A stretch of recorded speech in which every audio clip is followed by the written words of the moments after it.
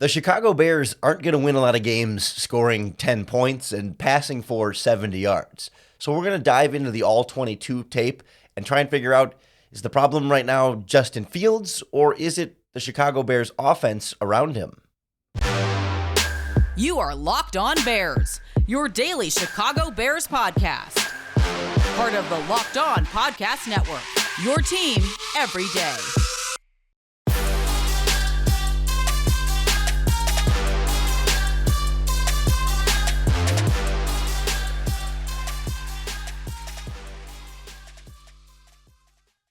This is Locked On Bears, and I'm your host, Lorin Cox. I'm here to bring you your daily, in-depth Chicago Bears news and analysis. You can follow me on Twitter at CoxSports1. You can follow the podcast on Twitter at Locked On Bears. You can like Locked On Bears on Facebook. Join the Locked On Bears Facebook group for even more Bears talk. And make sure you hit that subscribe button on the Locked On Bears YouTube channel to keep up with all of our video podcasts as well. Thanks for making the Locked On Bears podcast your first listen today. Today's episode is presented by PrizePicks. PrizePicks is daily fantasy made easy. Pick 2 to 5 players and whether they'll score more or less than their PrizePicks projections, and you can win up to 10 times your money on your entry. First-time users can receive a 100% instant deposit match up to $100 with our promo code LOCKEDON. That's prizepicks.com, promo code LOCKEDON. On the show today, we're diving into this all-22 coaches film of the Bears' loss against the Green Bay Packers.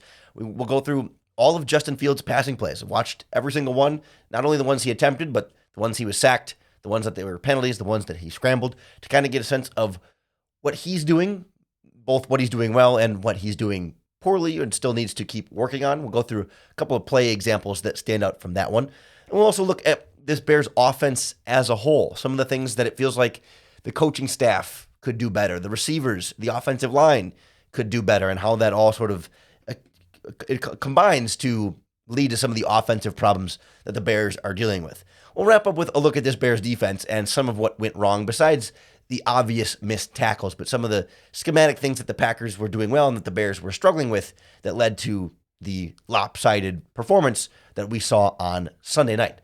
But we need to start with Justin Fields. That, on the surface, right, you look at the stat line, we know 7 for 11, 70 yards, 1 interception, a passer rating in the 40s. Not great.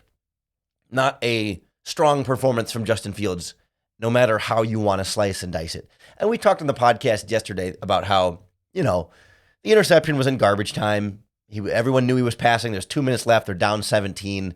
You're just trying to force a ball down there. I don't see that as like a play to be concerned about Fields making a bad decision or whatever. And so when you sort of take that out of the equation, you look across the game, he didn't really make a bad decision in terms of throwing an interceptable pass or making the wrong read on a play and putting the ball in harm's way. He took care of the football. It just didn't go very far when he did throw the ball. It was a lot of checkdowns and things like that limited some of the offensive production. But when you start going through the all-22 film, the first thing I was wondering is okay, are receivers getting open downfield, and is Fields then just not seeing them or getting his eyes over to them? Or is everyone just covered up because these receivers are no good and he can't find anybody open downfield because no one's open downfield, and he has to either check it down or scramble or hold on to the ball too long and take sacks?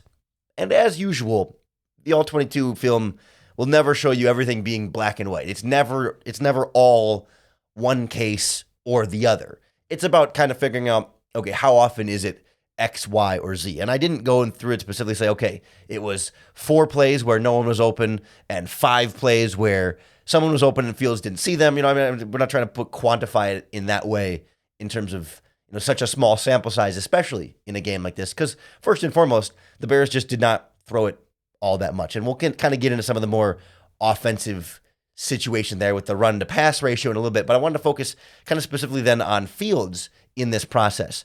And I thought the main takeaway I had in this game was that he still has been a little bit too slow to read and decide and throw. And I think we have to be careful how we talk about quarterback processing, because there's different levels of quarterback processing and different things that they need to process at certain speeds. And I think what's standing out for me with Fields through these first two games, but really mostly this second game, because the first one was in the rain, is that like I think Fields is seeing what he is supposed to be seeing. He is reading the coverage correctly and understanding the routes based on the coverage correctly. He's just a little bit slow still getting through them and then getting to the point to throw, to where like his eyes will go where they're supposed to against the coverage, but it doesn't click through his brain fast enough to be able to then step and throw in the window that he has to hit that route against that coverage. And so he ends up going on to his next read, or some of those plays that he's throwing the ball maybe just later in the timing than you would like, that if he got it out a little bit earlier, has a higher percentage chance of being completed and could maybe lead the receiver better to have yards after the catch or whatever it might be. And I think that's really encapsulated on the play that he was flagged for an illegal forward pass, where he was like 3 yards past the line of scrimmage. It's kind of embarrassing, right? I mean, it's just, it's ugly, and it felt like a lack of awareness of where the sticks were and all that. Yes, but like he's throwing to, I think, Equanimeous St. Brown on a deep in route, like a route over the middle, a dig route, just coming parallel to the line of scrimmage. And like when you watch that play, it's a good read, because he's not the first read on that play. Like he lets another route underneath pull the coverage away that creates the space for where that ball is supposed to go. And he does throw the ball there, just after he gets 2 seconds past, or two yards past the line of scrimmage. And like when you watch the all 22, where you can see the route and the throw and the quarterback at the same time, it's like once he steps up into the pocket, he has the time and the route is there to stop, set, and throw. It's like he's seeing it as he's stepping up, and it takes him a while from seeing it to then deciding to throw and then throwing the ball when he's getting open the entire time. And I think it's a contrast to what you see on the other side with Aaron Rodgers, who so often has the perfect anticipatory timing, that he's throwing the ball before the receiver's open. He's throwing it as the receiver is getting out of the break. And of course, Rodgers is the gold standard. Like he is maybe the best or second best in the NFL and one of the best in NFL history at doing that. So we wouldn't expect Justin Fields to be on that standard. And so the contrast isn't fair, but when you see Rodgers have these perfect timing throws and then Fields is late on throws, it makes it stand out a little bit more. I do think, to answer sort of the opening question, receivers are getting open on plays. It's not that every play someone is wide open and Fields is never seeing them, but rarely were there total plays where just no one is open and Fields has nothing he can do with the ball. The problem ends up being how quickly he can see it and throw it, and then also the pass protection and being able to get through the progression to get to where he needs to go with the ball and having time to then set his feet and throw that ball. It's a combination of Fields being a little bit slow and also the pass protection not always giving him enough time to get through that. I think his type of slowness feels correctable because he's making the right decisions on it. He's just making that decision late. So I would think intuitively, if he's seeing it correctly, it's just taking a second to get there. That if you keep seeing it correctly over time, that process should, in theory, get faster with more experience. Maybe that's easier said than done. Maybe that's wishful thinking, but I think that feels more intuitive than, say, like, it's not like Mitch Trubisky, who wasn't reading the coverages correctly and needed to become a master of coverages, is what Matt Nagy had said, after his third season. So I think there's still more reason to be optimistic about Fields' ability to speed up in this specific type of processing. And certainly it's not leading him to bad decisions or interceptions that are considerably poor throws up to this point in his career. So cautiously optimistic and not over the top worried about Justin Fields, especially because I think the offense around him can do more to support him, more to support the receivers, and more to just help this unit as a whole function higher. Fields, I think his mistakes and his processing is part of the problem. I think the offensive structure right now is still finding that full identity and coming together. We'll kind of go through what the All-22 film showed about this Bears offense next on Locked On Bears. This episode of Locked On Bears is brought to you by our friends at Turo. Turo is the world's largest car-sharing marketplace. With Turo, you can book any car you want, wherever you want it, from a community of local hosts. Browse a huge selection of vehicles for just about any occasion or budget across the United States, or if you're one of our listeners in Canada or the United Kingdom, Turo is there as well. If you want to book a spacious SUV or minivan for a family road trip, they got you covered. You want to get like a cool luxury car or a classic car for a birthday or a holiday or some kind of special event, they got it at Turo. Or if you're just on a budget, need to get from point A to point B, they've got plenty of affordable economy cars for you there as well. And many Turo hosts can even deliver the car right to you. Every trip is backed by liability insurance, so you're covered. Terms, conditions, and exclusions apply. Ditch boring rental cars and find your drive at Turo.com. That's Turo.com. Justin Fields needs to speed up his processing, yes. But I also don't think this Bears offense right now is fully optimized just yet around Justin Fields. It's certainly steps forward and progress from what they were doing around Justin Fields, schematically, play calling wise, compared to what they were doing with Matt Nagy. But it does feel like there's more that they can do here, right? I mean, first and foremost, everyone's been talking about the run pass ratio in this game. 11 pass attempts for Fields and what was it, like 27, I think, total rushing attempts across Fields, Montgomery, and Khalil Herbert. And they ran the ball well. And that's what Matt Eberflus said. Like, we didn't pass as much because we were running well. And I think that's fair. I think that that helps explain a lot of it. And I think there's also a kind of a hidden run pass ratio here that has gotten overlooked in this process. That yes, Justin Fields attempted 11 passes in this game, but the Bears called more than 11 passing plays. Luke Getsy calls run or pass, but that doesn't necessarily. But calling a passing play does not guarantee that there will be a pass attempt on the passing play that you call. For example, 3 of Fields' passing plays were sacks. So those don't go down as a pass attempt. He only attempted 11 passes, but had 3 sacks. So you add those in right away, you're up to 14 passing plays. Or you look, Fields had 3 of Fields' 8 runs were on designed passing plays where receivers were running routes, plays that were considered a quarterback scramble. So not the direct snap quarterback power, not a read option. It had to be a play where the offensive line was pass blocking and receivers were running routes, and Fields decided to still run with the ball. 3 of his runs were on passing plays. So that's 3 passing plays from sacks and 3 passing plays from scrambles is 6 more passing plays. That puts us at 17 passing plays, and also subtracts 3 from the rushing plays because those 3 Fields scrambles were runs on the stat sheet, yes, but were passing plays called in the run pass play calling ratio from Luke Getsy. And then one other play I'll throw in there, the illegal forward pass play was a passing play, but because it's a penalty and a loss of down, it does not count as a passing play in the sheet. It's just a loss down on penalties. So that's 7 additional passing plays that were called that did not have recorded pass attempts on there. So really, when you do the math, Luke Getsy called 19 passing plays and 24 running plays in the game. Still more runs than passes. Still would want to pass the ball more, yes. But 19 to 24 feels a lot less drastic than 11 to 27. That's, again, I'm not trying to say all of it's excused and that he was actually doing a great job or whatever you might want to say, but like it wasn't as huge of a split and as dire as you might think, only because there were 7 passing plays that didn't actually have pass attempts, and 3 of those subtract from the running plays that the Bears actually had called. So I wanted to address that about the run pass ratio. Now, the other things that I think offensively could need to change here a little bit is one, you notice how in the first half, and we'll get to the Bears defense in a minute here, like the Bears got a couple of sacks on Aaron Rodgers and were making him uncomfortable for like that first couple of drives, first quarter and a little bit in the second quarter. But then like those 3 touchdown scoring drives, the Packers went to a lot more of those quick passes, right? It was Sammy Watkins on a slant or Randall Cobb out of the backfield or a little jet sweep to Christian Watson or jet sweep to the running back Aaron Jones across the field.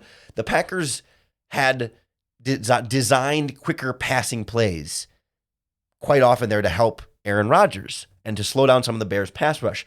And it didn't feel like the Bears had as many of those types of quick schemed passes. And it's not Fields' bread and butter. That's the delicate game you play here because Matt Nagy tried to force too many of those little quick curl type plays.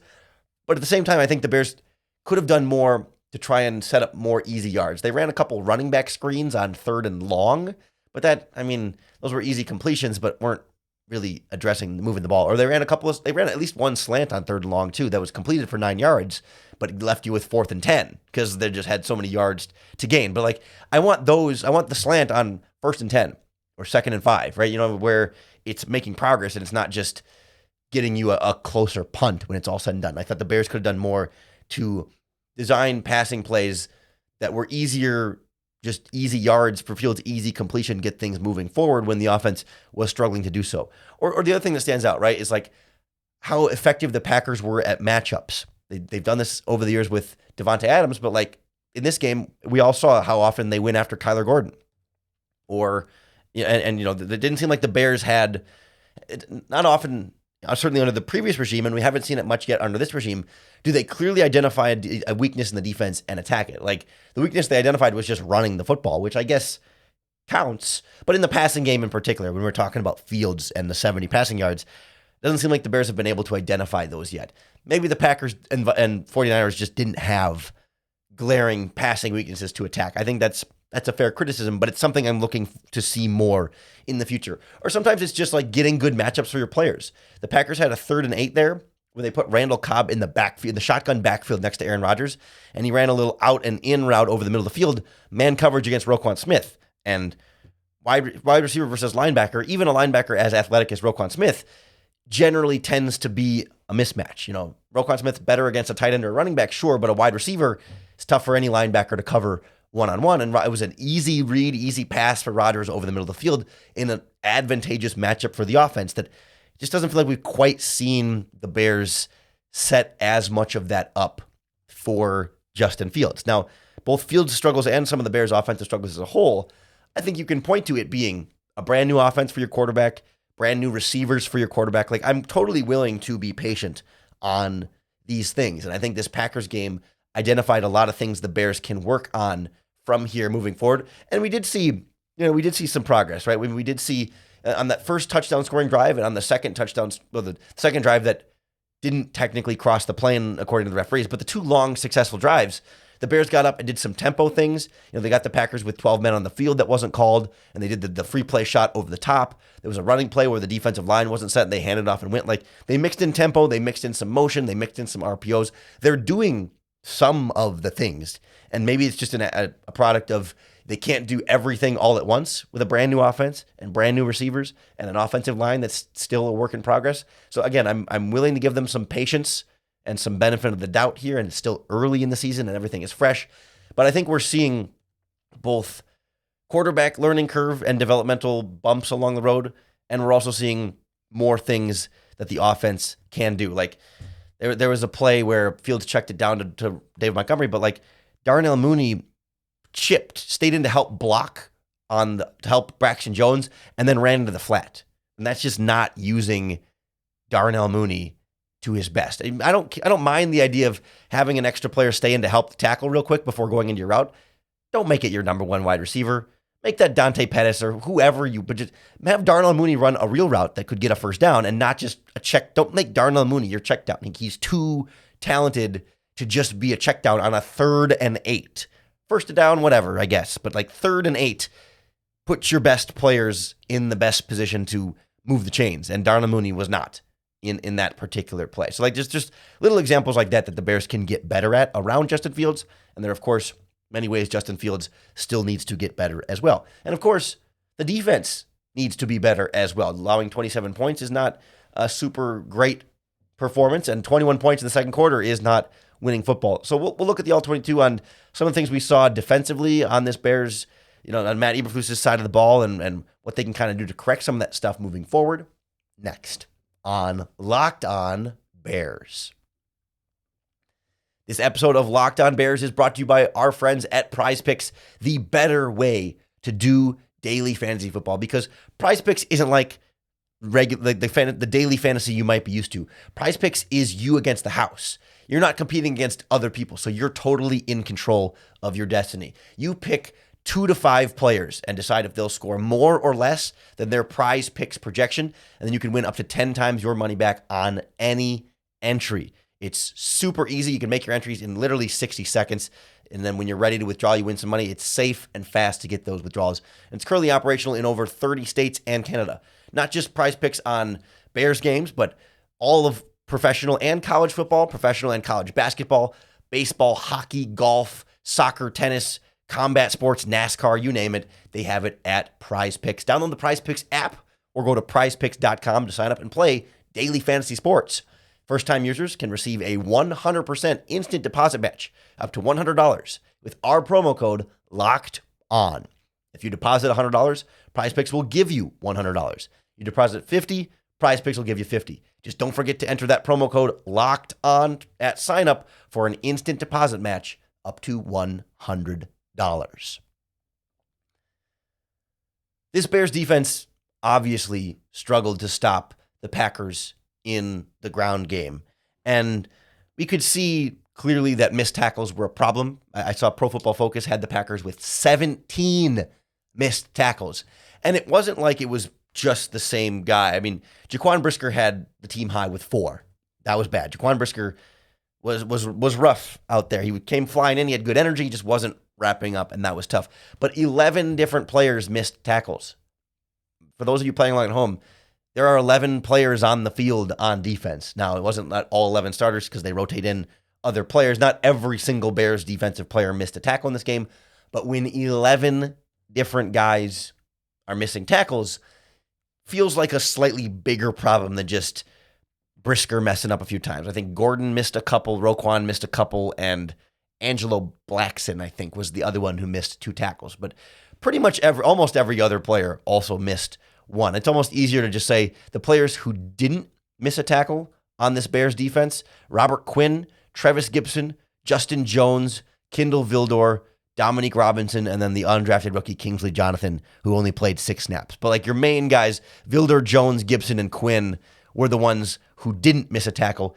Everybody else missed at least 1 based on Pro Football Focus's charting. So like, there's a big thing. How about tackling more effectively? But the thing that I noticed about like the Bears tackling in this game is even when they were tackling the ball carrier, too often it felt like the Bears defenders were getting hit by the ball carrier and not hitting the ball carrier. Like especially when they're getting to the edge, and when they're getting up the middle, I think the Bears were pretty tight there. But when they're just trying to get outside and get to the speed, like they're running, like the ball carrier is trying to get downfield and they're running into the ball carrier, and like they like Roquan Smith or sometimes it was Jaquan Brisker, or sometimes it was Nick Morrow, like they're receiving the brunt of the contact. It's like they're getting hit and bringing the running back down with them, but like they're not initiating the contact. You know, who's the one who's laying their shoulder into the other one? Who's the one who's really laying the wood? So often it was the offensive player. You know, I just don't think the Bears are necessarily getting downhill, coming in with that head of steam. Sometimes they're over pursuing. They're going over blocks and not really through them. It just didn't feel like the defense in the running game, specifically on the back end. The defensive line, I think, was pretty physical. They were sometimes reading things wrong, but they were pretty physical. But the linebackers and DBs did not feel like they were physical. They didn't really want to hit the running back. They wanted to bring them down. They weren't not trying to tackle them, but they weren't enforcing. And like Brisker is supposed to come in and be the enforcer. And he kept, again, kind of flying off or overrunning or taking bad angles. I mean, there were bad angles and everything across the board there. And that was also a big part of the problem. Play action with this defense, also a very big problem.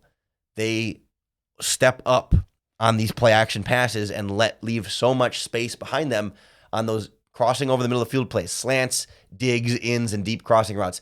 Still a very big problem for this Bears defense that I think we're going to keep seeing other teams attack until they prove they can stop doing it. They just really bite hard on play action and then are trying to get back into their zones or whatever it might be and not feeling the receivers behind them and a little slow to get to their landmarks, and just it becomes way too easy. Like it's either like they're too slow to see that it's a run or a pass and then they're coming back, or there's some plays when it's like they're in like the run defense, they're like so predetermined to like blitz or to get to a spot and then they're missing exactly where the ball carrier is and where they're going because they're just trying to get to their thing, and it's like it's not fully clicking there for anybody in the back end. Like I've long been critical of Roquan Smith, only because I think if we want to talk about Roquan Smith as a top-end linebacker, we need to hold him to a standard of being a top-end linebacker. But any criticism you want to give Roquan, Nick Morrow deserves just as strongly. He's been struggling quite a bit. It's just, I think we should have different expectations for those players, and this was not just a Roquan Smith mistake game. I mean, the cornerbacks were struggling, especially Gordon in the slot in run defense was a problem. The safeties weren't great. Brisker was missing a lot of tackles, and Jackson's usually the last line of defense. So if they're getting Eddie Jackson, then they're already 10 yards downfield, and it's not really saving anything at that point. So I think that was a little bit tough. And the last thing I want to say is on Kyler Gordon. Targeted 13 times, gave up, 10 catches for 160 some odd yards, and I think 2 touchdowns in this game, 163 yards and 2 touchdowns. And it was bad, right? I mean, he did not have a good game. There's no sugarcoating that. But I do want to point out a couple things in addition to that. Yes, he was burned a few times. He was behind in coverage. He was late in reacting. He took bad angles. It was a bad game for a rookie cornerback, for sure.